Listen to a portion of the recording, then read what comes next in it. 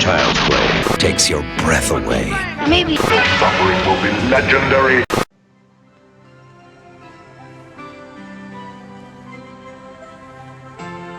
So, the boy wonder gave a half-hearted approval.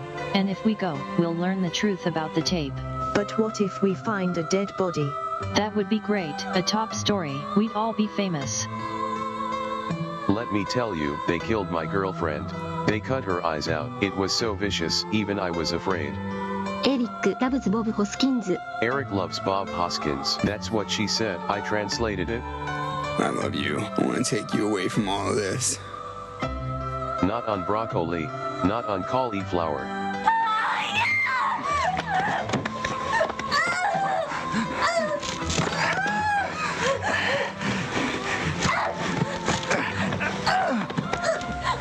Translation: a man is raping a woman.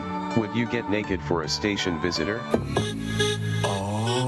Oh, yeah.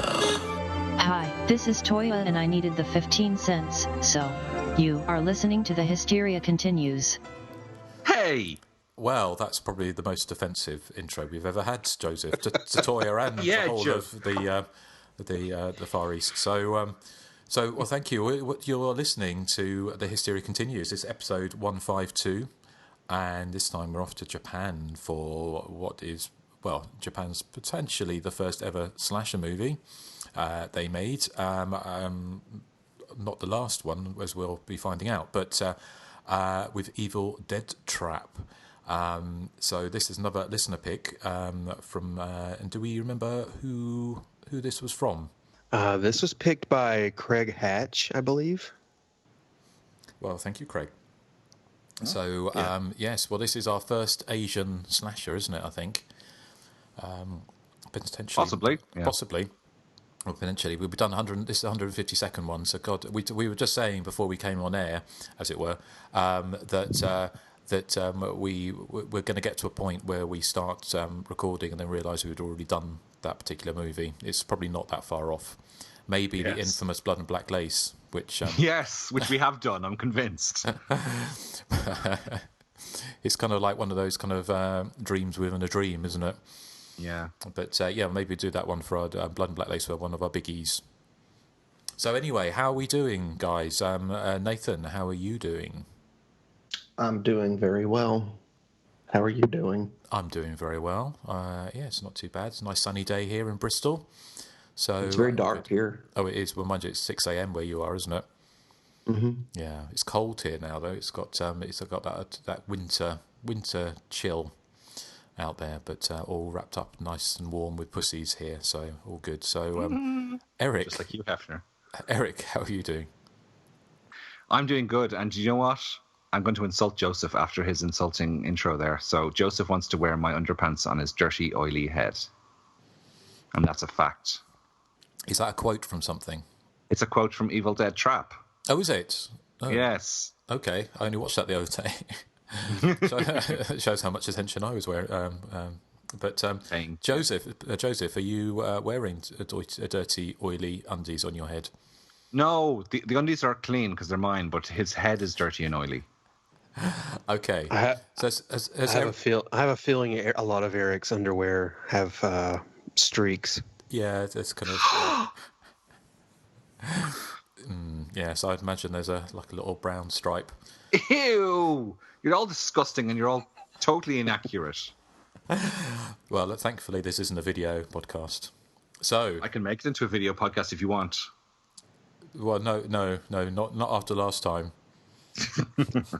Erik Skidmark Thrillfall. Hey. Yeah. Well, as usual, bringing the class to the podcast arena is the Hysteria Continues for the last, how many years is this now? 7? 6, 7 years? It'd be seven in January. Blimey, gosh, can you imagine? So, well, thank you all 4 listeners still with us. Gosh, are you in the famous 5? Well, we all talk like that here in Britain, don't we? I know you in do, England, in God's own country. So, so Wizard. Yeah, you say that in England as well. No. If something's good, it's like, oh, wizard.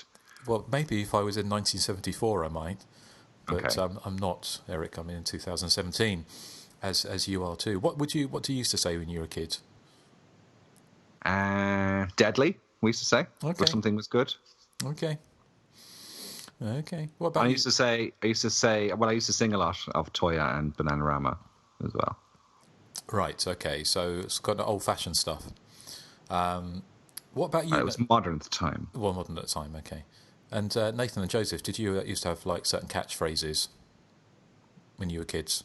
I think mine might have been too rad for mom and dad. Blimey. What about you, Nathan?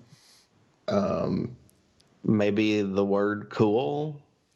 Okay. Well, that's perennial. That's never goes out of date. Yeah. Yeah, this is true. I don't know if I said anything that was a product of the time. I think I was just always ahead of the time. Where's the beef? Yeah, that was me. Yeah. That was my alter ego. Well, yes. Yeah, and you always drove into airports. Yep. When I had to pick up people, Yeah. What? It's Damn a buses. moving violations reference. Oh, sorry. I never get any of these references anyway. No. But Yeah. You got to expand your movie watching, Justin. I watch a very... He watches Nocturne 24/7. That is true. true. Whatever that's... Yeah. Yeah, well, that's true. So I know a lot about the Royal Albert Hall and Susie's hair. But you know about a Royal Albert's Hall? Yeah. Well, have you not heard of the Royal Albert Hall? Yeah, I know what it is. I thought you said Royal Albert Hall. Well, that's a tongue twister, isn't it? So, so okay. Well, we are going to be covering Evil Dead Trap in a little while, and we're also going to be talking about some other Asian slashers. Talking about the kind of the history of those coming up shortly. But before we do that, in time-honoured tradition, let's talk a little bit about what we've been watching recently. So, Erik, do you want to go first? Yes, well, I went to see Jigsaw in the cinema, believe it or not. I went with my brother when I was over in England, and we were the only two people in the cinema, which was terrific. It's the way all cinema trips should be, in my opinion. My brother was like, oh, I'd prefer a bit more of a crowd for a bit of atmosphere. And I was like, God, you don't go to the cinema enough to realise that crowds are... Anyway... So Jigsaw, to me, like, I'm not a fan of the Saw series, and I know that Joseph and a few other critics actually had been saying that the film is a departure in tone from the previous films, but for me, it was pretty much more of the same. I'm not a huge fan of the Saw series, and I wasn't a huge fan of Jigsaw either. It's exactly like it's identical to the previous movies, in my opinion. I mean, I couldn't see the more popcorny element, except maybe in that silo scene. Midway through, which kind of had a kind of a fun element to it, but I still found it to be a bit of a dirge. It's watchable enough, I suppose, but like with all the Saw films, and I've seen them all, having said that, I'm not a huge fan, but I've never gone back and rewatched any of them, and I don't think I'll be going back to rewatch Saw. I mean, a lot of the traps, as you said, Joseph, are really over the top. There's a giant sort of blender thing, and at the end there's these brilliant sort of neck devices that have the world's most lethal laser cutters attached to them.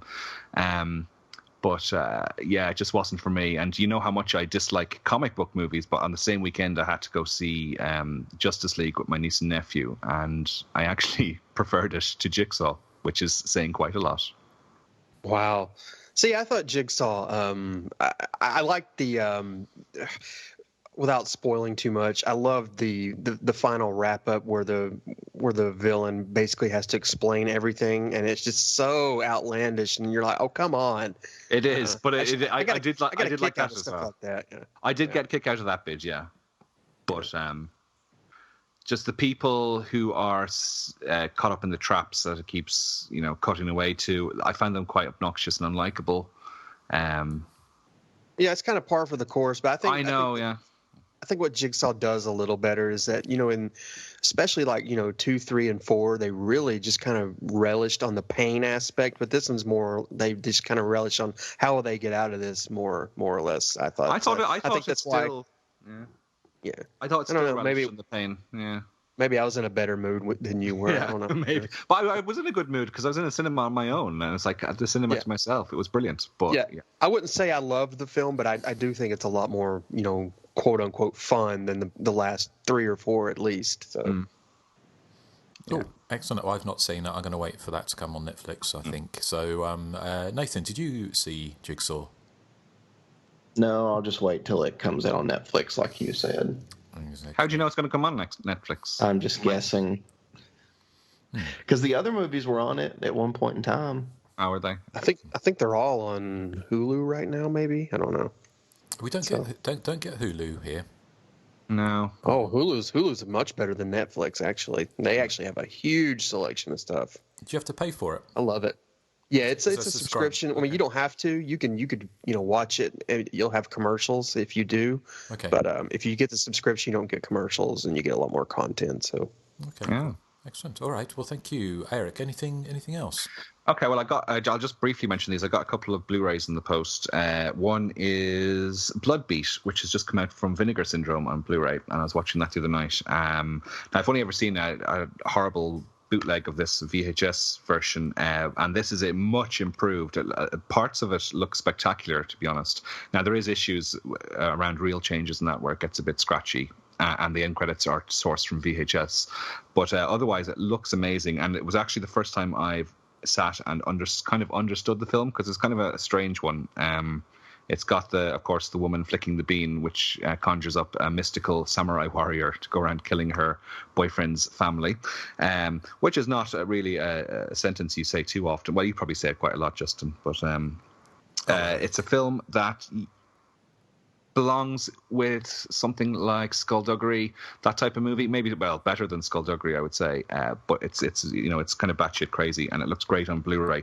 The other one I got, I think it's from Vinegar Syndrome as well. It is, yeah. Demon Wind, which I'd never seen before. I remember seeing it on the shelves on the VHS shop in my locality. I never got around to renting it, and it's great. It's kind of an Evil Dead inspired movie where people go up to a remote cabin and sort of interdimensional demons appear and start killing them off one by one and possessing some of them. And it's got gooey latex special effects, and it reminded me a bit of something like Ghost House, the Italian movie from the late 80s. It's good fun. I can't say it's a masterpiece, but I really, really did enjoy watching it. And there's some great extras on there as well. And again, it looks amazing. I don't know how bad the VHS version was, because as I said, that's my first time viewing it. But yeah, Demon Wind, I'm sure it's one that Nathan has seen. Nathan? I absolutely have seen that one. Yes. And I really liked it. It's so cheesy. Like, I remember there's one scene where one character is, basically turned into a doll. Yes. And like that's early on in the film, and it's not long after that two characters are having like a ridiculous conversation about their relationship, and I'm like, you just saw your friend turned into a doll. Okay, this relationship talk can happen later when we're alive and away from this wind. Well, isn't that the way it always happens in slasher movies, is that they pick the most inopportune moments to have discussions about relationships. That girl that gets turned into the doll is one of the people interviewed on the disc, actually. She was the lead in Slaughterhouse as well, which was her first big role a few years previous to Demon Wind. I love Slaughterhouse, too. But yeah, big thumbs up for Demon Wind. It's very silly. It's 1990, but, it has that late 80s feel. And I really liked it, and it was a nice, alternate to Jigsaw. Cool, excellent. Well, thank you. More my cup of tea, more fun, more silly. Yeah. Okay, well, that sounds right up your alley. I like things up my alley. Indeed. As somebody once said. Who was that? How dare you? Speaking of liking things up their alley, Nathan, have you seen anything recently? Yes, I watched Attack of the Killer Donuts, which is about it's about these people that work at this restaurant or like donut shop called Dandy Donuts, and kind of like a mad scientist has created this like serum that can reanimate things, and it accidentally falls into a batch of donuts, and then they grow teeth and start killing people. I thought it was pretty good. I thought maybe the donuts should have been, killing people earlier on in the film. It seems like it might have took a little bit to get going, but I mean, once it got going, it was kind of fun to watch them, swing tennis rackets at CGI donuts in the air with teeth. So, I would probably give it a slight recommendation, maybe just a little over 5, like 5.5 or 6 out of 10. Was it a new film? Yes, it is. C. Thomas Howell is in it as Officer Roberts. Lord, I didn't even recognize him. I just like the fact that we've just had another sentence that you don't hear very often, which is, I would have preferred if the donuts had started killing people a bit earlier. Yes. But yeah, I recommend that all you guys go and watch it. Well, if it's got the Nathan seal of approval, it must be good. Yeah. It has to 5 be. out of 10 as well. What a recommendation. Wow. And what does that, like, on the conversion scale, what does that equate to as a normal person's review? It must be a 1 out of 10. Surely not. It can't be that skewed. I think it is. Like, for example, I would give Terror at 10 Killer like an 8 out of 10. I don't think it's a Yes. 10 out of 10, but I'd give it an 8. Oh, you found some flaws with it, did you? A little bit. I thought it might have dragged just in a couple of spots that I didn't really prefer. Like 90 minutes. No. So anything else, Nathan? Yes, I also watched a movie that we're going to cover next year at some point for a Patreon pick. It's called Thanksgiving. And No, I've we're seen not. it before. We decided we're not doing it. No. We decided we were. No, just you were asleep when we made that decision. But it's going to be a lot of fun when we get to cover this film. I've seen it many, many, many times. Is it a slasher movie then, or no? I mean, I think it's more of a monster film than a slasher movie, in all honesty. I mean, he does like hack up a topless pilgrim woman in the beginning with an axe. Mm-hmm. Yeah, so the movie starts with a pair of boobs, and it's just this woman, and she's a pilgrim, because I guess this is supposed to take place after the first Thanksgiving, and she's running through the woods with her top off, and then the turkey kills her. There's a Thanksgiving 3 as well. I don't see a Thanksgiving 2, though. No, they didn't make it 2. So it just went on to Thanksgiving 3. Yeah, it was kind of a joke, I think. Okay. But, I mean, it's got like a lot of funny scenes in it.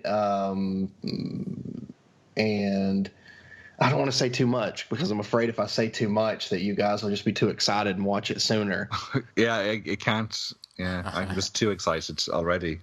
I will say there's a scene where one girl, she's going to her dad's house, and the turkey's already killed her dad and like ripped his face off. And the turkey puts her dad's face on, and when she opens the door, she is fooled by the disguise, even though it's a turkey wearing like a human face, like it's the body of a turkey. It's like he's as tall as probably her knees. And she's like, "Oh, daddy," and bends down and gives him a kiss on the cheek. And like, you know, her dad is like, you know, over 6 foot tall earlier in the film. So they're not the smartest people. So the turkey is a life-size turkey. It's not like a giant turkey. No, he's just like a normal-sized turkey. Well, there you go. Thanksgiving can't come quick enough next year. So yeah. So well, thank you, Nathan. Obviously, I don't want to incur your wrath. Have you finished? Yeah, I've finished. Thank you. Joseph, how about you? The only thing I've watched was a film from 1987 called Beyond the Seventh Door. I got it recommended to me. I'd never heard of it. As a cross between The Room and Cube. It stars a Yugoslavian actor by the name of Lazar Rockwood, and I think he's a lot like Tommy Wiseau from The Room in his mannerisms and his speech patterns. It's basically about a guy played by Lazar Rockwood who gets released from prison. He's like a former B&E artist or a thief or whatever. And he knows of this castle that he wants to rob that apparently has a lot of treasure in it. So he gets his ex-girlfriend to kind of get him inside, and they get trapped down in the the dark recesses of the castle. And they have to basically, in a manner similar to Cube or Saw, long before those two films, they have to escape these rooms that are kind of booby-trapped. And there's a voice over like an intercom telling them, in order to escape said room, blah, blah, blah, blah, blah. So, yeah, it is a lot like Cube and Saw. I watched this because someone said this is like the Room version of Cube, and it really is. The lead actor, Lazar Rockwood, he's a very peculiar. I don't want to call him an actor, but we'll just call him an actor for argument's sake. In his speech patterns, he looks kind of like a cross between Tommy Wiseau and maybe James Hong from Big Trouble in Little China. The acting in this is it does reach Room levels of hilarity. But the thing about the movie is it's actually a pretty decent little movie. It's kind of, I mean, I don't want to say it's good, but it's very watchable. It's got some, kind of cheap jack suspense and, oh, how will they get out of this room and what horrors, befall them in the next room kind of thing. So it's actually, it's watchable at the same time as it being just laughably bad. So I definitely recommend it. I'd never heard of it before. It's, like I said, it's from 1987. It's a Canadian production. It has a kind of almost a Brian Clemens thriller feel to it, despite the questionable acting. But no, it's like it's a lot like The Room. It's a good bad movie. So if you've never heard of Beyond the Seventh Door and you're looking for a few cheap thrills and a lot of big laughs acting wise, I could definitely say go check this one out. Cool. I haven't heard of that one either, but it definitely sounds like one to keep an eye out for. I saw it. Oh, did you? Okay. Yeah, just on Joseph's recommendation from earlier this week, and I concur. It's great fun. I mean, it's cheap as chips, but what's his name again? Is the lead actor? He's brilliant in it. Is Lazar Rockwood? Lazar Rockwood. He some of his delivery is perfectly like Tommy Wiseau, and that's what makes part of it fun. But it's full of booby trapped rooms, where the walls close in or spikes come out of the ceiling, and it's not an effects extravaganza by any means, but it's good fun. It's very, very silly. Yeah. Cool. I mean, I don't want to say too much else about it, but I actually had a lot of fun with it. I'm like, you know what? If this movie had actual competent leads, it would actually be a good movie. But the very bad acting and the somewhat decent kind of cheap, although cheap, kind of special effects kind of create this weird balance where it's still watchable no matter what. So yeah, definite recommendation.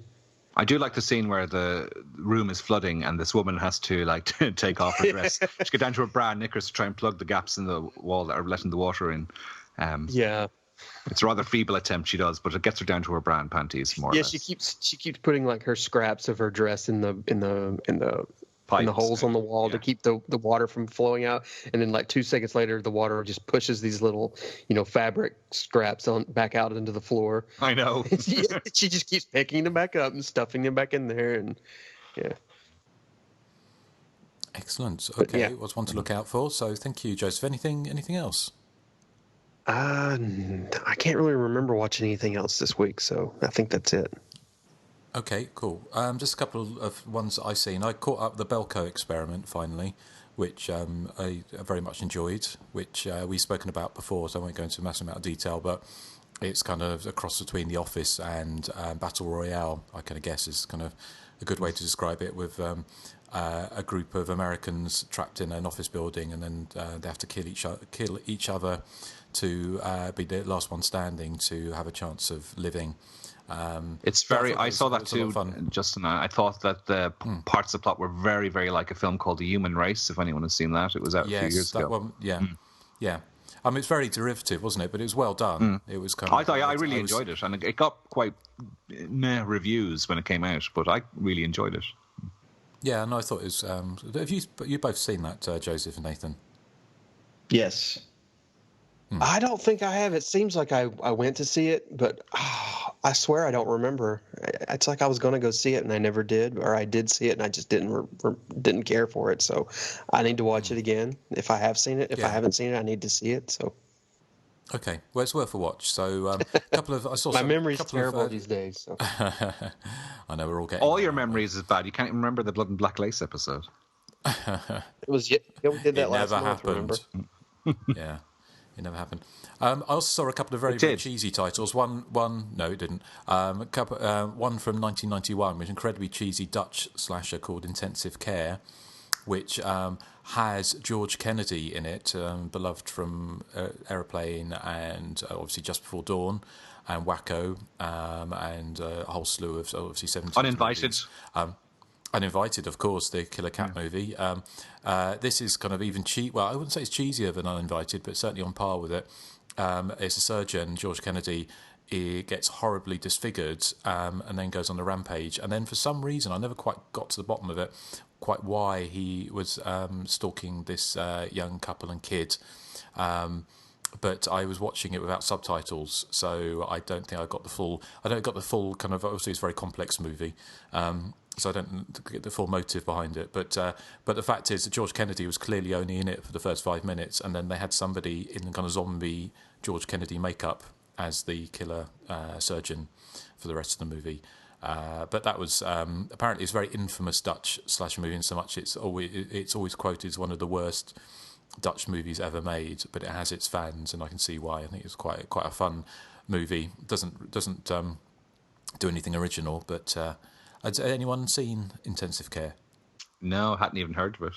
No, okay. Neither have I. It's worth checking out. The other one I saw, which is a new slasher movie, which I kind of did a running commentary with you guys on Messenger, was Pitchfork. It's from 2016, which is absolutely fucking dreadful, which is why I think Nathan would probably love it. And it's, but it's kind of. I can't wait to watch it. Well, it's got this kind of dog-faced killer. It's got this killer. It's got who has. I know he's got a face of a dog, but he's kind of not face of a dog. He's got a mask, and these annoying group of teens turn up to one of their family's farms, and they suddenly have a million friends come out of nowhere, and they do a line dancing competition, and they all have a dance solo, and then they all get bumped off one by one by a guy called Pitchfork, who has a face of a dog or a mask of a dog and a pitchfork for a hand. Now it sounds like it should be fantastic, but it's actually pretty awful. It goes from being really cheesy to kind of like you're talking about Saw films, and it goes.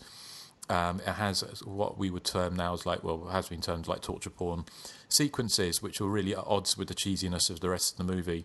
But it has sequences where someone shouts "you whore" in it. Someone pours a tin can for urine over lead character's head. Somebody gets a spear to the crotch. So it's not a good movie. But if you're in the mood for something really dreadful, then it might be worth a watch. I saw that was on Amazon Prime, so if you were looking for it anywhere in the UK.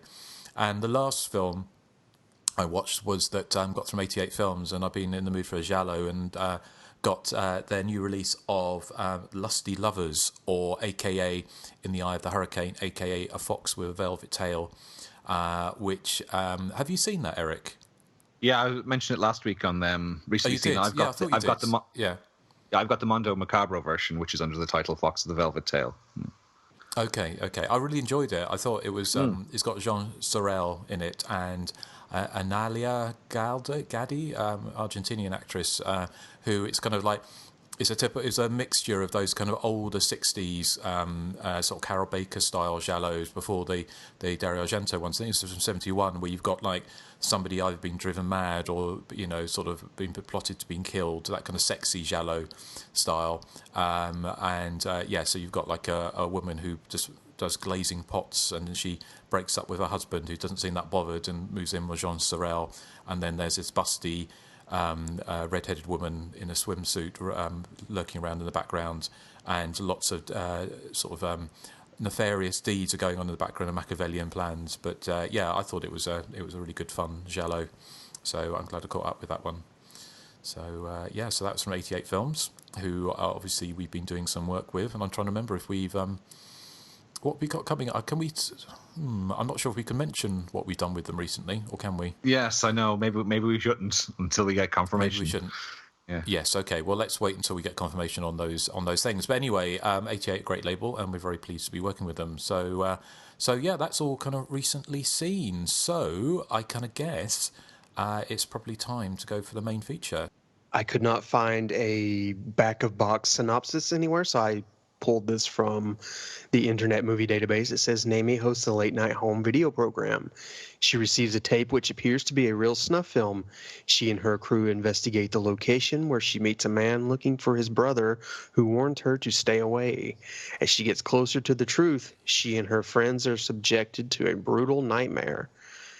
That is the somewhat synopsis of Evil Dead Trap, and I can appreciate a lot of the gothic visuals present in Evil Dead Trap. I think the film's greatest strength, in my mind at least, is the sometimes absolutely gross imagery and bizarre kind of ghoulish murders. And have we ever seen, and this is a spoiler, by the way, have we ever seen a conjoined fetus in a rain slicker as a killer before? Have we, Eric? There was one at the bus stop yesterday when I was going to work. Oh, okay. No, well, that wasn't a movie. That was just, your day-to-day routine. So anyway, unfortunately, I think Evil Dead Trap isn't what I would call a fun movie. Despite the fact that the setup should scream fun with a bunch of people going to an abandoned, I guess, factory and getting picked off one by one. I don't know. I hate to sound xenophobic, but maybe there's just too much of a cultural divide between the Japanese and myself. I can't speak for you guys, but I don't know. Everything just kind of feels cold and sterile and even kind of standoffish, if that makes any sense. I think Erik said before on many occasions that he prefers his 80s slashers to be cheesy, and I would agree with that, with the qualifier that they're also fun. Evil Dead Trap does have a few moments of kind of cheesy goodness, but I think the majority of it is just so dark and brooding. Yeah, I love many of the murder, set pieces, and don't get me wrong on that, but I don't know. I just don't think it's enough to recommend this one. And it's, at 100 minutes in length, it's just too long to kind of, warrant, any kind of a rewatch. So, I don't know, neither thumbs up or down, because it's definitely, well made and accomplished, but it's not really all that memorable either, if I'm completely honest. What about you, Nathan? Oh, see, when I watched it, and Joseph's going to know what I'm talking about, I felt like Elaine watching The English Patient. I kept thinking, oh my God, I cannot take this. It's too long. Just hurry up and get somewhere already, please. Like, it's way too long for a horror film. I'm sorry. I got it, Erik. Yeah, Erik, you're such a pervert. There's another one for the soundbite bank. Nathan can't take it; it's too long. No, I heard that. So where are we up to? That's at 48:40. I'll make a note of that. Okay. Carry on. Accidental too, I swear. But anyway, the movie is way too long. It's I think the girth is fine, but the length is terrible. And yes, I did that on purpose, just for you, Erik. Thank you. I like some of the murder set pieces. I liked the impaling scene. I thought the eyeball scene was particularly gruesome in the snuff video. I didn't like the rape scene at all. I felt like that was so unnecessary. And I'm like, you could have left that out of the film and it wouldn't have changed the film at all.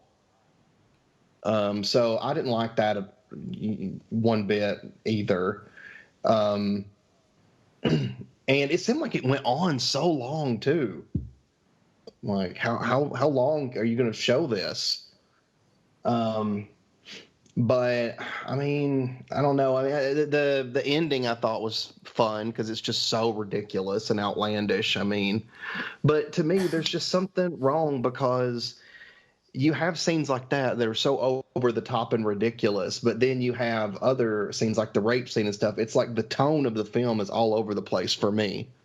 Like, I think that it would have served better as just a, quick 80, 90 minute, probably 80 minute actually slasher film about them getting picked off at the deserted, warehouse building, whatever it is. I think that would have worked a lot better than the movie as it stands right now.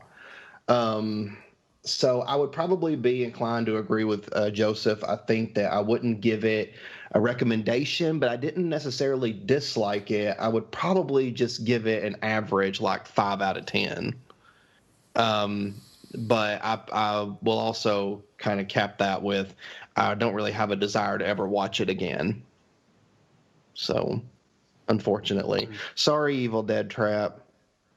Yeah, I felt the last 5 or 10 minutes kind of veered into some really fun kind of almost extra territory, but it just felt a little too, I guess, too little too late for my liking.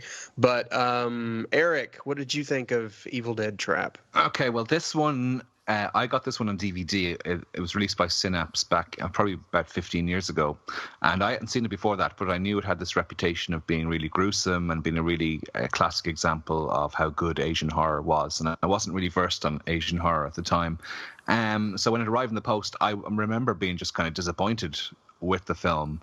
And this was the first time I've actually watched it since then. Like Nathan said there, once I'd finished watching it, I thought, okay, I'm never going to watch this again. And the DVD went to the back of the cupboard and it hasn't been out since.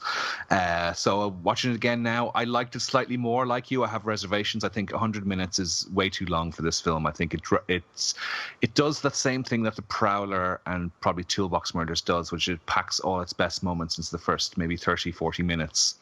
And then it's sort of, it can't really match that in the second half of the film.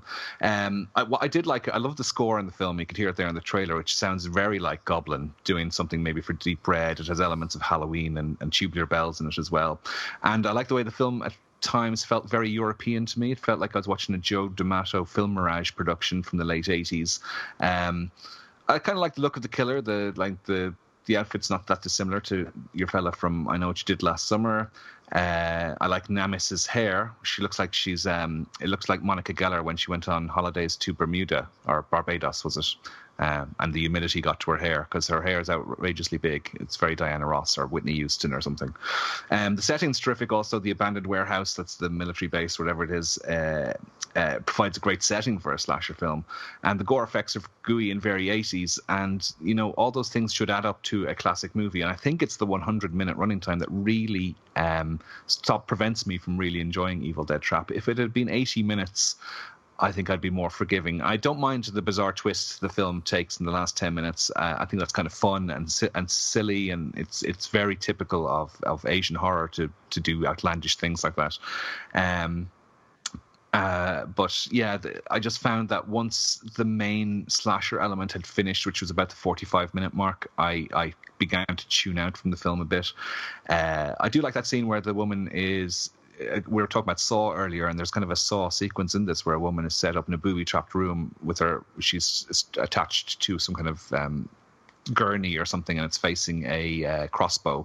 And if anyone tries to open the door handle, it'll set the crossbow off. I thought that was a great scene. And also the one where the woman gets the wire noose around her neck and she's pulled over the top of the car was very effective. The scene where the woman gets all the wooden stakes thrust through her body, I presume that was meant to be a supernatural moment. Are we assuming that, Joseph, or were we supposed to believe that this was being done by a human? See, my opinion was that he was behind another wall. I really couldn't tell one way or the other. Yeah. So that's a very good, very neat little scene, though. It is. It's a great scene, but it to me it's patently a supernatural event. But I'm not 100% sure if that was the intention. So yeah, I mean, I probably like the film more than Joseph and Nathan did, but I would agree totally that 100 minutes is too much for this film. 80 minutes would have been perfect. Yeah, probably not a film I'd revisit too often, but I know it has a huge fan base, and I can kind of understand why.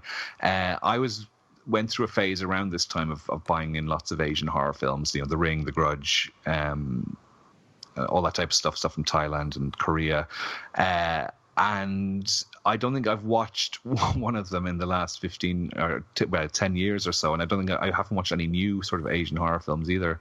I just went to, I just lost interest in them, I suppose.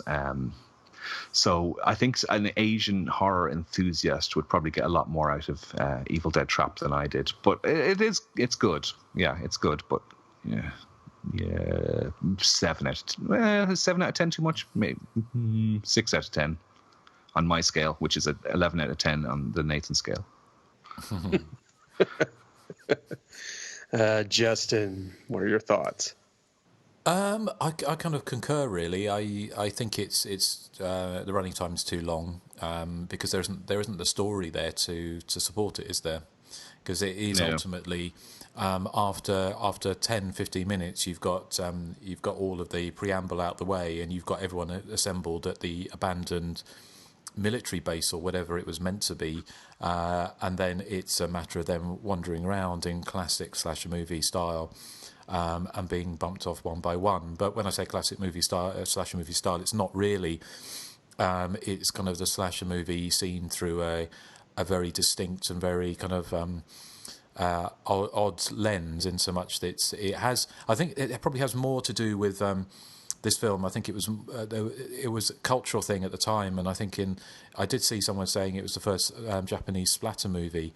But I thought, and although I've never watched any of them, but I'm aware of them. I'm sure we're all aware of them. People listening to podcasts are aware of the guinea pig series and mermaid in a wormhole or whatever it is, or in a manhole or whatever it's called. Those kind of gore movies from Japan, but where they're basically it's just realistic special effects. Where infamously one of them was shown at a party in Hollywood, and Charlie Sheen and Emilio Estevez, I think, were watching it and reported it, thought it was a real snuff movie. So that seems to be, those were, from what I could see, those were made. I've never actually seen one of them all the way through, but they were made earlier than this. So the graphic, very graphic gore, and certainly the snuff video at the beginning of the woman being murdered in the Nami gets sent. The kind of the stabbing of the eyeball is very realistic, or certainly more realistic than, say, the special effects in Zombie Flesh Eaters with the Olga Carlotas getting the splinter through the eyeball. So they're quite, uncomfortable, but very kind of, it's very much a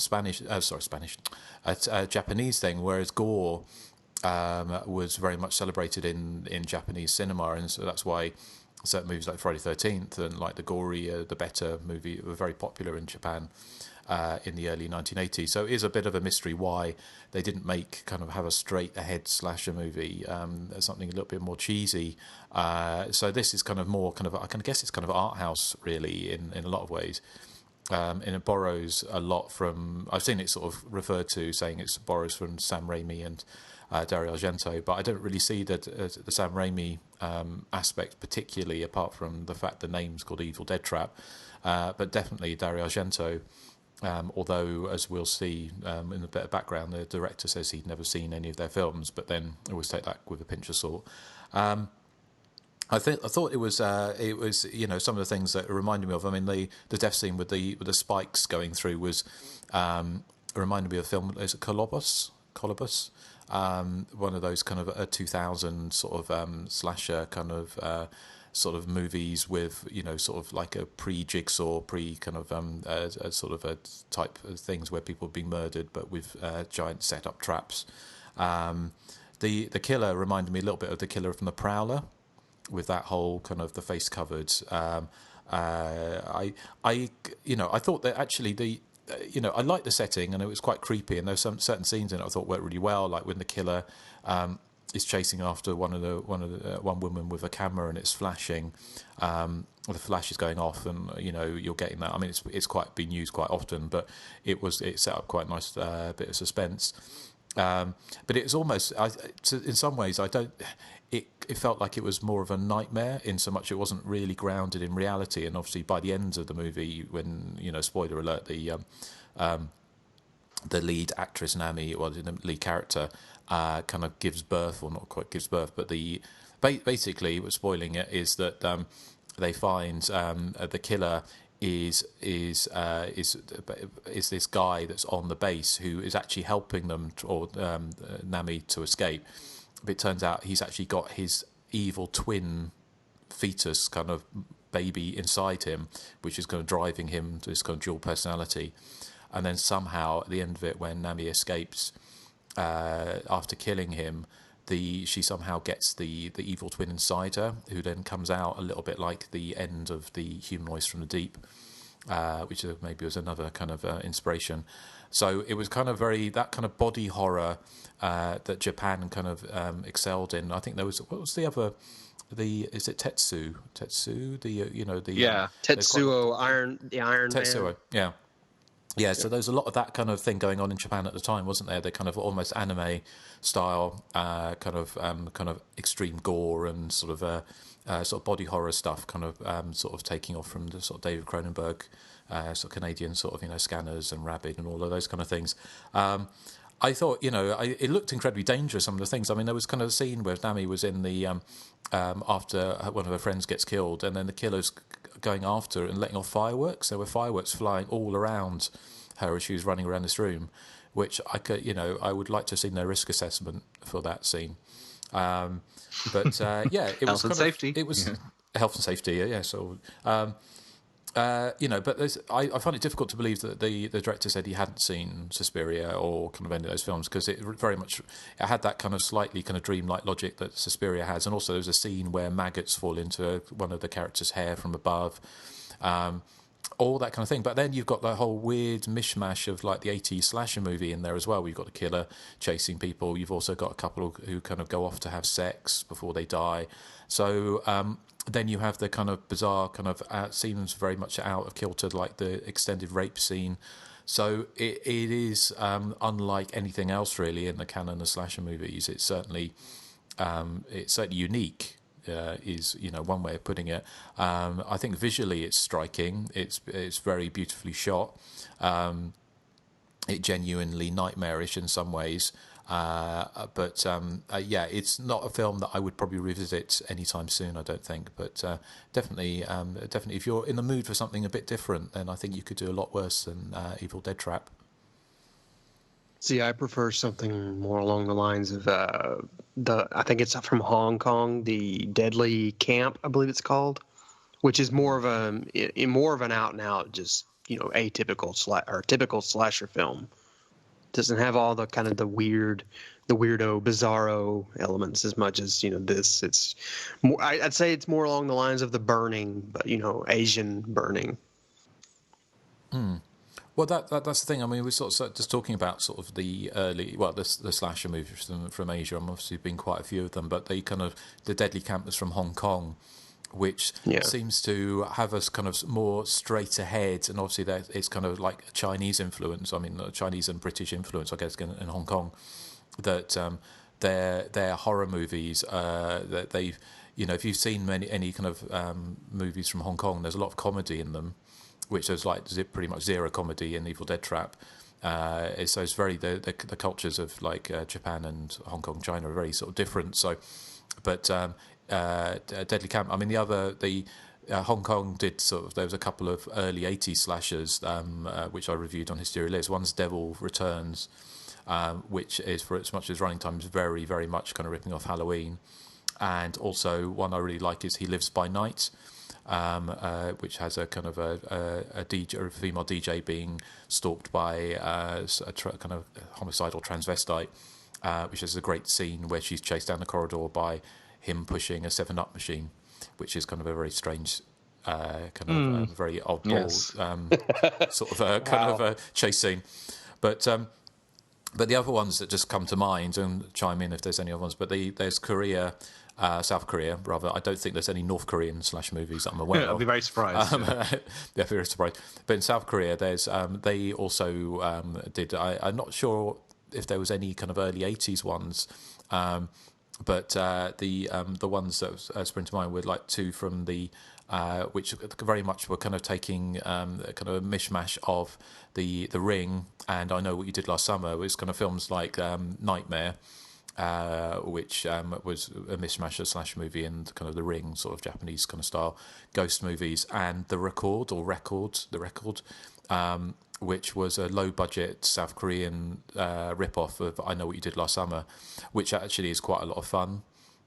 So you should check that out. And more recently, there's been films like Bloody Reunion from South Korea, which was good. I think in Japan, I haven't seen it yet, but it's playing on Netflix. Is Office from 2015, which is that's I think that's South Korean as well, or is it? Maybe it's Japanese. I have to check. Where it's a mild-mannered man kills his family and then goes after his co-workers at an office.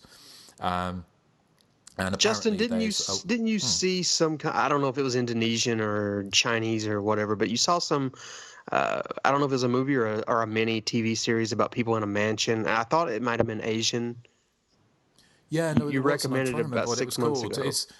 Yeah, it was something like before Night Falls or something like that, wasn't it? I can't remember the name of it now. But that was on it still is on Netflix. But the name escapes me at the moment. There's also the Indonesian one, isn't there? And again, I can't remember what the name of the one that rips off Friday 13th at the end of it, which is quite Shangela or Shangela. I don't know. It's Shangela. From Sleepaway Camp, Shangela. It's from Shangela's the Drag Race. Yeah, that's what Drag Race. But no, it's kind of I know certain people like Hayden Watkins will be out there saying he knows exactly what I'm talking about, but I can't remember. There's a Indonesian one where there's Srigala, Srigala. That's the one which is kind of a mishmash in it, but it has a kind of a complete rip off of the original Friday 13th.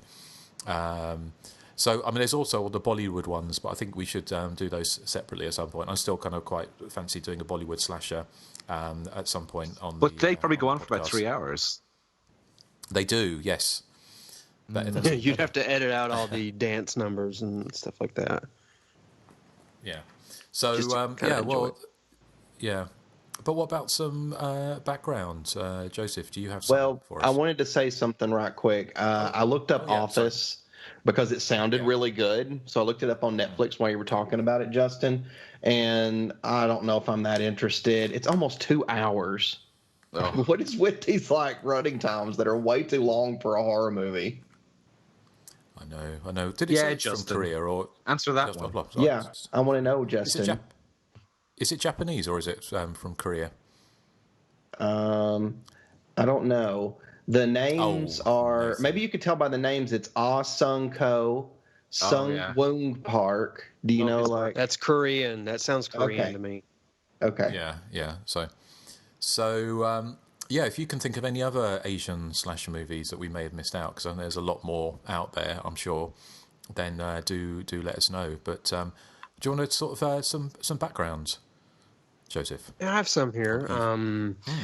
Evil Dead Trap was apparently released on May 14th, 1988 in Japan. The Japanese title, Shirio no Wana, translates to Evil Dead Trap. However, the kanji translation is Trap of the Dead Spirits. It was followed by a sequel in 1992, which I've never seen. I didn't even know it had a sequel, but I'm not in a rush to check that out. Japanese porn stars were used in the filming of the movie, apparently. Off that, Hitomi Kobayashi, who plays the supporting role of Rei Sugawara, was a top star for Japan Home Video under their adult video label Alice Japan. JHV financed this film as a vehicle for Kobayashi, but director Toshihiro Akita, unsure of Kobayashi's acting ability, instead put Miyuki Ono in the starring role. Toshiharu Ikeda, sorry, my Japanese is a little rusty, died in December of 2010 at the age of 59 in Japan. Let's see. The special effects were by Shinichi Wakasa, who would go on to a career as a monster suit maker for several Godzilla films. In Canada, the festival title was Evil Dead's Trap, plural, I guess, Evil Dead's Trap. And in Spain, it was called Tokyo Snuff. Let's see. Speaking of Miyuki Ono, perhaps her biggest role stateside was a small role in the Michael Douglas thriller Black Rain from 1989. And I believe that's all I have on the film. Anyone else? Nathan, what do you have? I know you have a lot. No. Eric. What about Erik? Okay, I've only got two very brief things, and as you said, it got a sequel. It actually got two sequels. Both of them were in name only and didn't have anything to do with the original. 1992's Evil Dead Trap 2 is also known as Hideki, who is the conjoined twins name, isn't it, from the first movie? And then 1993 had Evil Dead Trap 3, which was also released as The Brutal Insanity of Love, which was also directed by the same the guy who did the original, Toshiharu Akida, who didn't do the second one. I've found a different literal translation for the movie. In Video Watchdog, they say that the movie's original Japanese title translates as Formation of a Ghost. And that is all the background I have. Okay. Oh, thank you. I haven't got much to add to that apart from the I read that the director hated horror movies so much that he didn't even watch Evil Dead Trap when it had been finished. But he also claimed that he hadn't seen any Dario Argento or Sam Raimi movies. But there's two. Whether or not to believe him, it's just a huge coincidence. There's a lot in there that it seems like a mishmash of, especially the Dario Argento style and the music, because as Erik mentioned, as he's a big fan of Goblin. Hey, so he sort of, I know what you meant with that. It's rude. But yeah, the music, the soundtrack sounded very much like a kind of prime Goblin soundtrack. So the rest of it, I think I haven't watched any of them, but they're the pinku genre in Japan, which are kind of the erotic films. I think the director did quite a few of those, which is kind of possibly why some of the actresses in the film had kind of roles in those. So it felt like that's why things like the rape scene, which had a lot of nudity in it, and also the sex scene, although not especially graphic, because I don't know if it's still the case actually in Japan, but you can't show pubic hair, can you? In Japanese films, so it's blurred out, yes, all blurred out. There's no kind of sort of genitals in this or blurring out, but it's certainly it goes as far towards hardcore, but it's as graphicness without showing genitals really. So, but yeah, that's kind of about it really. I mean, I kind of guess just mentioning it's just surprising really that Japan didn't embrace it did its own type of splatter movie really, without going down the cheesy route of kind of American slasher movies. A couple of other slasher movies that I kind of that I forgot to mention, sort of honourable kind of distinctions for was Dream Home, a Hong Kong movie, which I don't know if you guys have seen, but about a woman, which I saw a few years ago, which it was definitely worth checking out, about a woman who kills, because real estate is so expensive in Hong Kong, that she kills people to get her dream apartment. And so she bumps off of people so she can move into her dream apartment. It's quite a dark comedy that's definitely worth seeing. And apparently it's really good. Called, I think that movie is probably one of my favorite, Asian slasher films. It's a lot of fun. And there's one I haven't seen, but I've read about. There's one called Himanoli. It's a Japanese movie from last year, which apparently starts out as a semi-comedy before taking a much darker tone. And apparently that's kind of got slasher movie trappings, but I've not seen that yet. So, but apart from that, it's that's all I've got to say on Evil Dead Trap. But I kind of guess it's probably. Should we do after the credits and then sort of? I don't think we've got a massive amount of feedback for this movie, have we? But should we do after the credits now? We should. We should. Okay.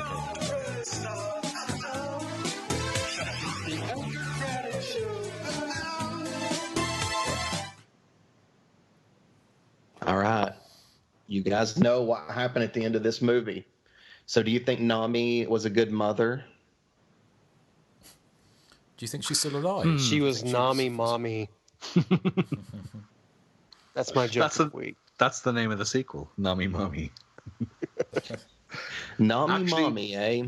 Actually, there was a sequel to this, and it starred John Travolta and Kirstie Alley, and it was called Look Who's Talking. It was released the year after this. Oh, so that's what happened after she gave birth. Yeah. Although it looked like it was trying to kill her. Do you think she died? I think she did. Well, it burst out of her stomach, so I'm presuming in sort of alien fashion that if it bursts out of your chest, you die. Yes. That's true, but like, well, in the sequel, they'll just say, "Oh, she's a dream," just to keep Nathan happy. Yeah, sorry, Nathan. Well, no, I mean it's okay in this movie. I mean, I don't mind it as much if it happens in the same movie. You guys know that my big problem is when they try to kill off a surviving character in a sequel. Yes. That's what I have a problem with. Because that's just sloppy. It's just sloppy mess. That's all that is. It is. Just like that birth scene. You see how I tied that back in? Very well done. Yes. Just thought it was very clever. Time did you get to bed? Time did you get to bed last night? Coming up with that. I got in bed about 2:30. Did you? What were you doing up that late? No, I'm just kidding. I was just joking, as it took me that long to come up with that. But no, I actually went to bed at, I don't know, like 10:30, because I had to get up early to do the show, and I needed to be bright and chipper. Yeah. Exactly. Well, we all admire your dedication. Yeah. I'm very glad that you do. Very, very happy. Very excited to be here. Well, episode 152, you still got your enthusiasm, Nathan, which is admirable. Well, I told you guys before, I'm like, this is our legacy. Like, in the year 3000, people might still be listening to this show, and we'll all be dead, but they'll still be listening. So it'll be like people remember us, even like way in the future. And I think that they'll try to bring us back to life, like Jason or X, like clone us. Yeah, it'll be like Jason X. This Justin character. He's so interesting. He'll be our new god. We know nothing about Erik Threlfall. Hey, they'll be more like his DNA. Justin's DNA sample reveals he was the world's biggest bully back in the 21st century. That's why they would bring me back. No, they wouldn't. So why would they want somebody who's a big bully to come back in the 27th century? They would bring all four of us back so we could keep doing shows. Yeah. And think about it. We've been gone for probably, at this point in time, we've probably been gone for, hundreds of years, I'm sure. So many slasher movies to catch up on. Yeah, there'd be so many for us to watch. So I'm looking forward to the year 3000 when we're brought back to life through advanced cloning techniques. Oh, so when they bring you back, Nathan, are you going to be playing with a yo-yo? Well, maybe. And then they'll say, what amuses him, what's neat to him amuses us. He will be our new god. No, I think what they're going to say is, who was this mysterious Nathan? He must have been much smarter than his friend Joseph, about whom we know nothing. Let's bring it back to modern cloning techniques. I want us all to be cloned. So if you're listening to this in the year 3000, clone us, because I don't like being dead. I'm telling you, it's so boring. How did you write your name in solid cement, Nathan? It was wet. Well. So, yes, bring us back to life. I mean, I'm assuming Erik will that get this, I'm sure. I'm sure Justin's probably lost by now. Is it Futurama or something? No, it's Simpsons. It's The Simpsons. Oh, is it? Okay. Yeah. But what's not The Simpsons is the fact that I want them to bring us back to life in the year 3000. Or it don't even have to be 3000. It could be like 3000 and something. You know what I mean? 2003. Yeah. Because I'm telling you right now, I've been dead for a long time if you're listening to this in that year. And I'm just kind of tired of being dead, so I'd rather just be back alive again. Okay? Wow. Much love. I'm sure I could hear a lighter being flicked before that started. Yes. This is basically what happens after our credits. We get brought back to life. Yes. Yeah. Okay. Right. That ties it back to after the credits, which we didn't really cover in the end. Yeah. Just to paraphrase Heather's, thank you, Nathan. Let us know when the spaceship lands. How dare you? Right. Okay. So that's your after the credits, Nathan. Yes. Well, to get it back on track, I do think that Nami survived and was a really good mother. Okay. Thank you. Who's not been? I've kind of lost track now. I'd say she Erik. enrolled sorry. that little fetus thing into a fancy private school. Into a nice creche, yeah. Where it grew up to be a bald bear who loves Kit Kats. Hey! I don't know what you're insinuating. Although I don't think you're bald now, Erik, are you? Oh, I'm back to bald now because I gave myself a haircut this morning. Yeah. Okay. Well, what do you think, Erik? What would have happened? I think that yes, and no. Oh, thank you. I can never think of this after this credit segment. We've been doing these for about a year. I know. Erik. You would think you're prepared. I know. Well, obviously, part 2 will take up exactly where this one leaves off. Nami is killed. Sorry, Nathan. And the baby crawls out and starts wreaking havoc in the streets of Tokyo or wherever it's set. You didn't like Nami, Erik? Not that I didn't like her. I'm just indifferent to everyone in this movie. I understand. I kind of was. I liked her hair. I liked her big 80s hair. Because she did look like she would be in like Sister Sledge or something. Sister Sledge Hammer. There's that wacky tobacco kicking in again. Yeah.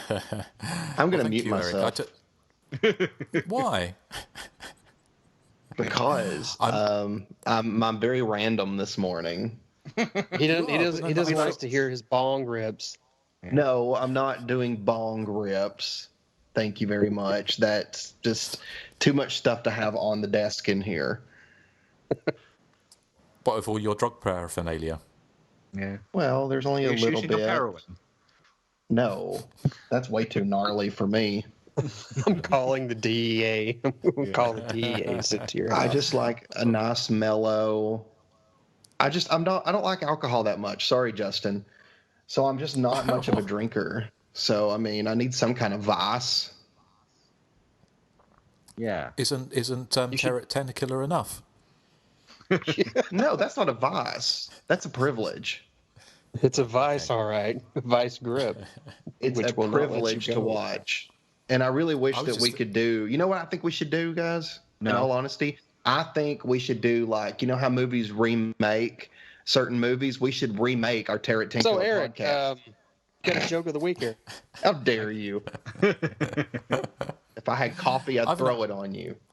I could use some coffee right about now. I haven't had a go yet. My after the credits. Just yes. Okay. So, no, I was thinking that obviously it's Hideki. It's Hideki, isn't it? The kid or the horrible mutant escapes and then goes into a time capsule and then travels back slightly in time, and then goes to the United Kingdom and gets a record contract and has a couple of hits. I see where this is going. It's a mystery. Hilarious. Sorry, Erik.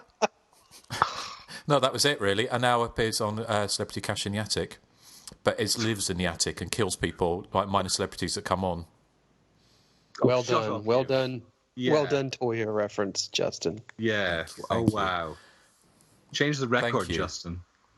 Thank you. Well, let's move on. Let's see. I think we had about 2 people comment on this one. So, Joseph, would you like to regale us with our listeners' comments? Yes, Annette C. Soul. Sorry, I know who you are. I just my pronunciations are terrible this morning. She says, I saw Evil Dead Trap at a midnight screening many years ago, and there was a lot of hype surrounding the film. After all that hype, I ended up not really caring for it.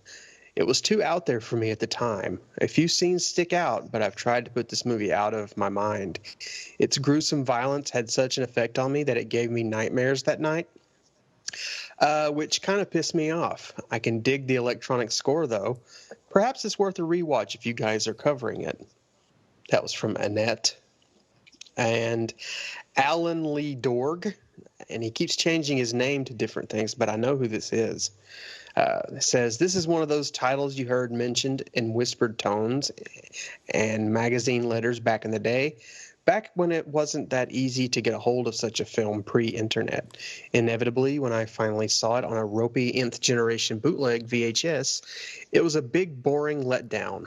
Give me a good Hong Kong Category 3 over it any day. Something silly like Horrible High Heels or the truly insane Red to Kill. I'm not sure what he's talking about, but that's what Alan Lee Dorg says. And that's no one else left any feedback for this movie, so I'm imagining a lot of people have seen it. So. Which means we probably might not get into double fit listening figures for this one, perhaps. Probably not. Probably not. And they're probably not going to watch it after our reviews. It was very lukewarm. It was very meh. Yeah. Yeah. Well, let's bring the energy back up with, or not, with the joke of the week. It's my joke of the week. It's so freaking fantastic. So, did you hear the news that Army of Darkness is about to get released on Blu-ray yet again? It's going to be retitled Evil Dead Crap. You don't like Army of Darkness? See, I do kind of like Army of Darkness, but the joke wouldn't have worked then. I know that Joseph doesn't like it. I didn't say that. I just think it's the weakest of the... I think it's the weakest of the three as well, but for my joke to work, I have to pretend to hate it, which I don't. But... I don't hate it, no. Okay. But what do you think of my joke? It was good. I don't believe you, Nathan. I don't sense any kind of sincerity in your voice. That was really sarcastic. Eric, I swear I thought you were going to do a pun on the names. I thought you were going to be like, what did Nami say when they wanted her to go back to that building? She said, "Not me." I like that. That was good. Hey, yeah, that was good. No, my one was better. Well done. No. Nathan. That was brilliant.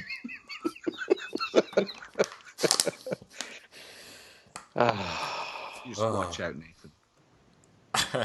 Eric, do you like my jokes on Facebook? No. Yeah, it's stuff like, what do cows read? The Moose paper. Now, my jokes are better than that. How dare you, Justin? Yeah. So, okay, well, let's move on, shall we? Do we have any other feedback? I do. I've got a huge one here. Oh, okay. Yeah. Do you want me to read it out? Oh, yes, please. This is from Calvin Ball, a.k.a. Jeremy in North Carolina. He says, "Good day, gents. I'm something of a latecomer to the Hysteria Continues, having only discovered it last summer. There are some great horror podcasts out there, but this is one of the few I feel can teach me anything. Example, I was listening to another podcast, which shall remain nameless, when one of the hosts said, and I quote, 'I've never even heard of Happy Birthday to Me.' That's when I knew I was in the wrong place. You guys cover all my faves, as well as a number of flicks unfamiliar to me. I've listened to every episode, focusing on films I'm well versed in, and I'm now alternating seeing new movies, in inverted commas, and listening to the corresponding podcasts. It's a bit like being back in college, taking a course, and I'm enjoying every minute of it. If that sounds a tad obsessive, it probably is. At one point, I had a massive list of talking points for emails, but luckily for you, luckily for you all, as I've listened to more episodes, almost everyone has been discussed and crossed off. I still have a handful to go, but I think these topics are still safe. I've never been to a horror convention, and I've come to realize what a shame that is, given how spoiled by them we are in the States. For those who don't know, Days of the Dead has added a weekend in Charlotte for the first time for 2018. It doesn't go down, matron, until May the 18th through 20th, but I'm already excited. As of now, the guest lineup is great. Maybe I'll even meet up with some, hopefully non-psychotic fellow listeners. The podcast has also beefed up my interest in Gialli. I've already seen a lot of Argento's catalogue, but little else. My life has been greatly enriched by Eyeball alone. Anyway, if you had to choose one Giallo to uphold as the ultimate, what would it be? I don't mean the ones that's best in quality. I mean the one that's the closest to a textbook example and includes as many tropes as possible. Just curious. So I'll pause there in the middle of his email to say what was the most textbook Giallo. I would probably say Deep Red. What would you say, Justin? Yeah, Deep Red or Bird with the Crystal Plumage, because that was I was going to say Bird with the Crystal Plumage. Yeah, because that's the one that kick-started the whole. I mean, it wasn't the first Giallo by any stretch, but it certainly was the first one with the all the things that was taken, like the black leather gloves.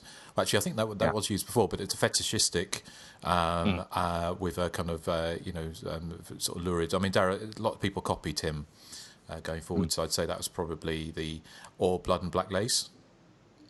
But then, of course, which of course we've not covered yet. Yeah, which you'll But if he hasn't listened to Blood and Black Lace yet, he's watched Blood and Black Lace, then he should definitely watch that, because that's kind of another, probably one of the most important Giallos, along with Bird of Crystal Plumage and Deep Red. But I mean, the other one was the Case of the Bloody Iris, which I think is fantastic Giallo, and that's got everything in it as well, with the Edwidge Fenech and the killer, and of course the Strange Devices, Mrs. Ward, the Sergio Martino Giallos. Strange Devices, Mrs. Ward's really good. Case of the Scorpion's Tail. I'm not a huge fan of his. I like them, but like the Your Vice a Lot Room and Only I've Got the Key, and also All the Colours of the Dark. I like them, but I prefer his kind of slightly more and also Torso is really good as well. But that's kind of almost into a slasher. Starts crossing over to slasher movie territory. So what about Watch Me When I Kill? Well, I've got that actually. I got that on Blu-ray from 88 Films. I haven't watched that one again recently. That's quite a late one, isn't it? I think it's 77 or 78 or 79, isn't it? I really like that one too, oddly enough. I'll have to rewatch it, because I think I saw that one on bootleg VHS back in the day, so I haven't seen it in its best. But yeah, that's one I'd like to watch. But those kind of early 80s, I mean, there's so many out there. I mean, Strip Nude for Your Killer is a great sleazy Giallo. So Sweet, So Dead. There's so many out there. Is it Alan Howard? The Red Queen kills 7 times. Yes, yeah, that's I like that one a lot really too. good. And if you want one that doesn't follow any of the Giallo rules, Death Laid an Egg. I love that title. I've never seen the movie, but that title's amazing. I mean, the other one, of course, is Stage Fright. If you want to look at the perfect mash-up of slasher movie and Giallo, but an 80s one. And there's I would still say that's more of a slasher, though. No, but I'm saying it's a mixture. It's a mixture. You still don't know who the killer. Well, you don't. You're not entirely sure who the killer is, and it's a more of a slasher movie, but it's that kind of perfect mixture of, I think, slasher and Giallo tropes. Hey, Justin, what's the one with? I think it's a Giallo too, but it's the one where the girl tries to fend the killer off with an electric mixer, but it comes unplugged. That's My Dear Killer. Is that My Dear Killer? No, that's You'll Die at Midnight, I think. All right. Is it You'll Die at Midnight? It's the I just remember one. She's trying to fend him off, and I kept thinking a mixer. I don't think that would be a very good weapon. That's it might if it gets tangled into their hair, if they have hair. Yeah. Yeah, because My Dear Killer's like 1972, isn't it? That's the one where the what's her name? The Marissa Mel gets killed with the buzzsaw. Yes. But I think it's You'll Die at Midnight. I think it's Lamberto Bava, sort of one of his late 80s slashers. So, A Blade in the Dark. Fun. Yeah, Blade in the Dark. That's a really good one. That's a cue for you, Joseph, to do your famous Blade in the Dark line. Joseph? Well, it's, considering you guys have named every Giallo ever made, and I think the original point was one film. I'm just going to say my example would be How Green Was My Valley. You're a female. Yeah. The other one, of course, is What Have They Done to Solange, which is kind of which is one that we'll be covering on the podcast in the not too distant future, I imagine. Yes. So yes. Yes. Oh yeah. Yeah. So as the guy from that one movie we covered, Hackleenter, would say. Yeah. Yeah. Yeah. I still didn't get that glittery wig though. Oh. Erik, earlier, did you say urine female? Ooh, that sounds sordid. Urine female? No, I said you're a female. Oh. Anyway, urine. Jeremy continues. Sorry, Jeremy, we've named about 50,000 Giallo there for you. I still say Deep Red is the definitive one. He says you guys have mentioned... I was going to say, Deep Red or Tenebrae would be a good one. He says, you guys have mentioned the 1980 film Without Warning several times, one that I love myself. I wonder if any of you have seen the unrelated 1952 movie of the same title. It stars Adam Williams as a serial killer whose weapon of choice is a pair of garden shears. It's film noir rather than horror. The lack of gore and the lack of gore for off-screen kills, I'll skip over the word, makes it questionable as a proto-slasher, but it's a movie I've always enjoyed. It's readily available on that site that rhymes with glue boob. So, has anyone seen Without Warning, 1952? Killer with a garden shears? No. No, but I do browse glue boob a lot. So I think everyone browses glue boob. I don't know why you have to rhyme. I don't know why you have to put a code on that, because it's a legitimate site. It's not like it's been Jedden. Yeah. Okay, so harking back to one of the Amanda Reyes episodes, Nathan and Joseph, back in the day, my college roommate and I bonded over our mutual memories of a whacked-out film we'd both seen as children and never forgotten. We'd never met anyone who'd ever heard of it and joked about starting a club for those who'd experienced it. That movie? The Peanut Butter Solution. Welcome to the club, boys. I highly recommend rewatching it when you get a chance. Trust me, it is out there as you remember. So remind me of the Peanut Butter Solution, Joseph. What was it about again? Well, my memory's a little vague, but the one things I remember is basically just a kid. I think he has like some disease and his hair falls out. So my memory's actually, I think fuzzy. something scares him so bad. Yeah, he gets scared. That happens. But I remember the scene where I think one kid thought it would be cool to have a lot of pubic hair, so he puts it on his crotch and he wakes up with a giant bush, if I'm remembering correctly. Lovely. Okay. Blimey. Okay. This closing sentence from Jeremy is one that I don't want to read out, but I suppose I'll have to, being a professional. He says, in closing, Susie rules, Toya drools. I'm so sorry. Yes, well... Mm-hmm. No, that's very pleasing to I'm so sorry, Eric. I can't stand the thought of you angry with me, so I've attached a saucy selfie, hoping to stay in your good graces. Keep up the good work, fellas. I'm sure you'll be hearing from me again, like it or not. And that's from Jeremy in North Carolina. And he does, in fact, include a saucy selfie where he's holding a chunky Kit Kat, and I can slightly forgive him for his Susie Toya comment because he'd get it, basically.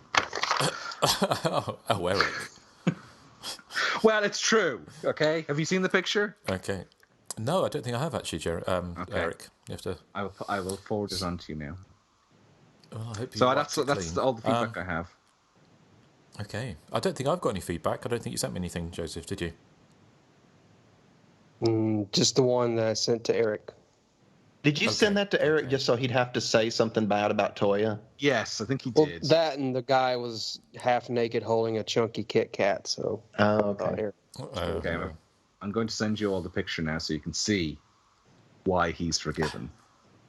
Okay, right. Well, we shall look forward to that. So thank you, Jeremy. And anyone else who wants to write in, this is how you get in contact with the show. The content of this podcast was provided by Justin Kurzweil, Eric Frillfall, Nathan Johnson, and Joseph Henson. If you enjoy our program and are willing and able to provide a donation, please visit us on Patreon and become a content-designated subscriber. That's patreon.com/The Hysteria Continues. For non-subscriber PayPal donations and general feedback, our address is the.hysteria.continues@gmail.com. To listen and interact, simply search for The Hysteria Continues on iTunes, YouTube, Facebook, and Twitter. Susie versus Toya forever. Toya rules. Drools. So yes, well, thank you, Jeremy, and hopefully for our next pick we're going to get some more comments, and we'll be telling you what that will be shortly. But we've also thank you to our Patreon supporters. We're getting single figures more every week, which is fantastic.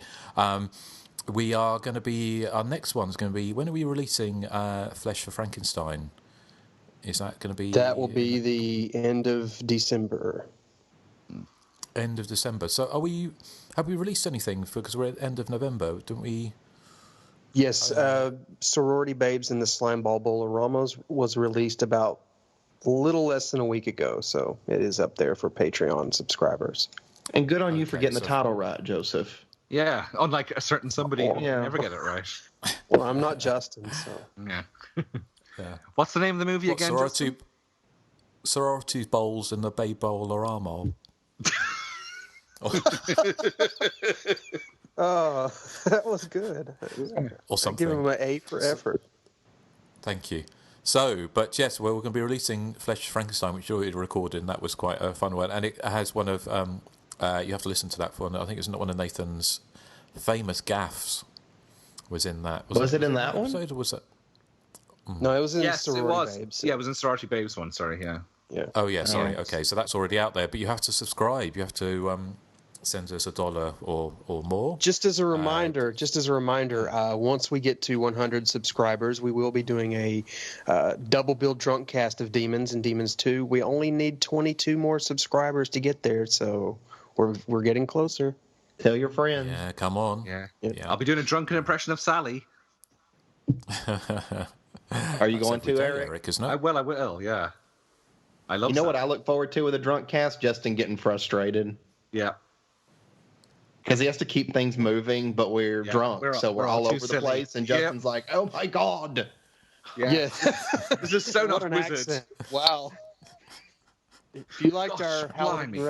Halloween Resurrection drunk cast, I think this one will be a lot more funnerer. Funnel. We use a funnel to drink the alcohol. Well, shall we say what is going to be our next one? Of course, our next show is going to be our Christmas show, so our very festive. Snow is one, falling and all around. So, yes. Just Justin, before you announce that, the Christmas episode. Now, I know in the past I said I've retired from quizzes, but I'm coming out of retirement for a Christmas quiz. Or I'm sorry, a holiday / date in the title or date in the film or because anything Friday, to do with date. Because Friday the 13th is not a holiday. I don't get the day off work on a Friday the 13th. It's roughly in that wheelhouse. So I will be doing a new quiz. I'm looking forward to that. Anything that has a date, right? So basically any movie, because they all have dates. Pretty much any movie that's centered around a time frame, like a date or a holiday. A particular day. Right. Okay. Cool. Okay. Well, join us for that. And of course, who wants to announce what we're going to be covering? And I think many of you will be quite excited at this one. Isn't it Don't Open Till Christmas? Yes. It is. So join us and Carolyn Munro and somebody bumping off London's Santa Claus in a very cheesy manner. 80s slasher goodness for Christmas. So join us next time for that on Hysteria Continues. Thank you for listening. And what are we playing out with, Joseph? Well, I couldn't really find anything, so I just picked a random song I like. This is Shattered Dreams by Johnny Hates Jazz. Oh, one of Justin's favorites. He loves Johnny Hates Jazz and Spandau Ballet. I fucking hate Johnny. Do you like? But anyway, well, do you like Johnny Hates Jazz, Eric? Not really, no. Sorry. Do you hate them too, Justin? Well, I just got to fight. Yeah. Well, I hated them at the time.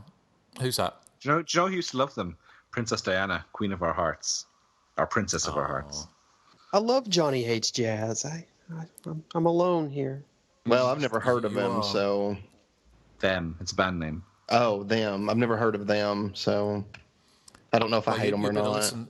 You better listen back, but hopefully we've got enough things I can cover it up with as things from. It's not all about you. But I'll play with that.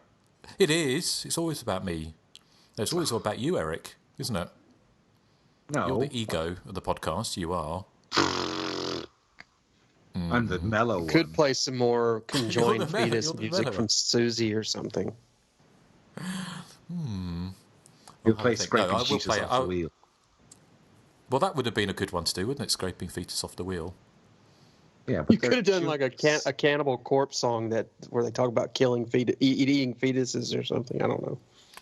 Oh, well, let's stick with Johnny Hates Jazz. It's horrific enough. So, thank you for listening to the Hysteria Continues, and join us for our festive bonanza. And we'll be burning Eric's face off on a chestnut heater next time. What? And well, that's in the film, isn't it? No, I want to be the one who gets to dress up in a dress and sing a pop song on stage. Well, like Carolyn Monroe. You could be the one. Or you could be the one that has feeling the that winky cut off. I have a feeling that Eric might like Santa Claus because he's a big fat guy with a beard. Well, duh. Yeah. And he comes down he comes down your chimney, Eric. He does. Yeah, with Slides down my chimney. So gives me a anyway, present. there'll be lots. Gives me a nice big present right in my mouth. Oh, dear. Anyway, let's move on. Anyway, that's the kind. Let's move on. So, thank you for listening to Hysteria Continues.